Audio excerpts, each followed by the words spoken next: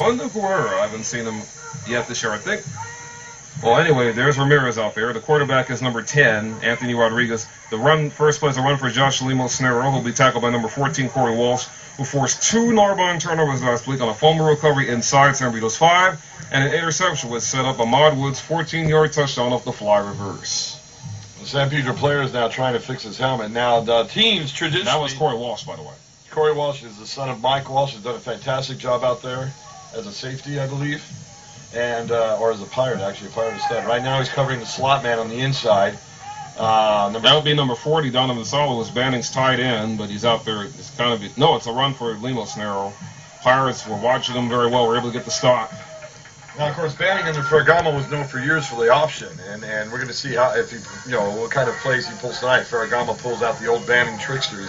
The option and the deer. I think that's what Banning used to run. Banning's junior varsity ran the option with discretion, but unfortunately for Banning, they were caught up on the short end of a 20-7 loss to San Vito's junior varsity, which gives me more congratulations to you, Pete, because the JV won their second straight Marine League title. Yes, thank you very much. We're very proud of our JV. Finished the regular season 8-2, by the way. The only loss were to Carson and Westchester. There's a pass for number 1, Joe Avery. I think he picked up the first down. He was tripped up by Corey Walsh, but it looks like it'll be enough for Banning to move the sticks. Right. That was Anthony Rodriguez, a quarterback who transferred from nearby Carson, Banning's other rival.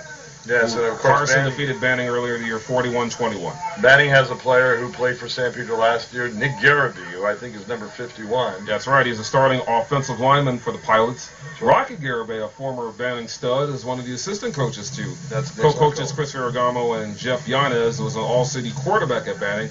Already, San Vito calls timeout to stop the clock here early in the first quarter. No score. 10 minutes, 35 seconds remaining, which allows me to tell you my special play-by-play dedications for last year's champions. The two-time city champion girls volleyball team will now be in the semifinals against Palisades next Tuesday. The LA City Invitational champion boys basketball team and the 2006 city champion softball team. All-city senior girls volleyball outsider Natalie Benitez is the volleyball honoree. She had 9 kills in their previous match where they defeated Van Nuys 3-0. They swept everybody still to this point. We recently showed them on Cox beating Narbonne 3-0 in relatively easy fashion. The boys basketball honorees are graduated point guard Eric Perkins and soon to be starting point guard once football season's over is also a wide receiver on the football team, Justin Johnson. And it's kind of ironic that I'm honoring this week's honoree for softball is a former Banning pilot, Brittany Bonania, who transferred to San Pedro last year by virtue of a hardship waiver. As it turned out to bite Banning in the back, because in last year's LA City Championship game, Bonania was 0 for 3. Then in the top of the 6th, she comes up with an RBI double on the second pitch to bring in a run, allowing San Vito to help out and beat Banning 5-0 for their 13th city championship overall. Banning showing the twin receivers here. It's a handoff to the fullback. We don't know exactly what number it is just yet, because we can see from a far distance from the right side of the press box. We do know number 32, Robert Frankel, got the tackle in the first one. Had that run. Number 4, Joe Pantow, I believe. I think the normal starting running back is Christian Amaya, who wears number 46. One of the things you tell a football team a lot of times when you train them is always look for the run first, and then get ready for a pass. But depending on the team too. But in this case, you look run, then you go for pass. But you always you're always careful about what they're going to do. No gain, 2nd and 10 on that previous run by, I believe, Christian Amaya.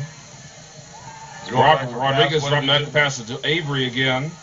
He'll be tackled by, and someone, number 32, Robert Frankel, just laid the smackdown on Avery. Also, there was number 35, Matt Navarrete, number 26, Ahmad Wood, so I'm guessing it'll be 3rd down. It looks like it's 3rd down, and it'll be 3rd and about 2 or 1. There the Golden Bar Regiments playing the all too familiar refrain of the Tomahawk Chuck. They're saying it's 3rd and 1, Pete. Okay, well, you see the Banning crowd is eager out there. They're out there tonight, and the stands look almost full. And they always got a great band and drill team.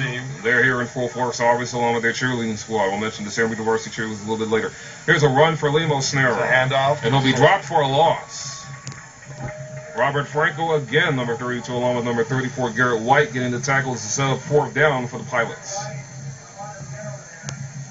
So Pedro's right now got Banning here on the 40, looks like the 41, 42. Yeah, they're on their own 42 is what it says. Right, they're saying it's still 4th and 1, there's no game, so I wouldn't be surprised if Banning went for it here.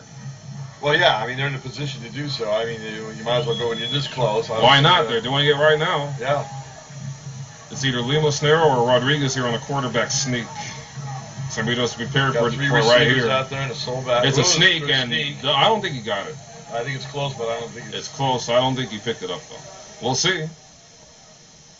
May have to do a measure. It'll be a huge boost for San Pedro if it is turnover on downs. We'll see. Oh, now we're going to bring the chain game to determine if that run was good enough for a first down. But as you just said, Pete, it was very close. I think what Ferragamo is doing is he wants to feel out and see where, obviously he wants to see where Pedro's weaknesses are on the defense. Like I said, he has not coached against this defense or this coach since he left Banning. So it should be interesting to find out. The ball is on the 44. It looks like they needed to get to the 43 for a first down. So it's right on the 43. So it's a close call here. It looks like it's going to be really close, Jamal. And judging from where the spot's going to be, Banning will get the first down. Banning got it. Wait a minute. Were they pointing the other way? It looked like Banning got the first down, I think. Yeah, it is. Yeah, it looks like he was pointing to it. Because it looked, now they pointed at Banning's first down. Yeah. The ref was pointing the other way. The refs aren't sure what they're pointing to either.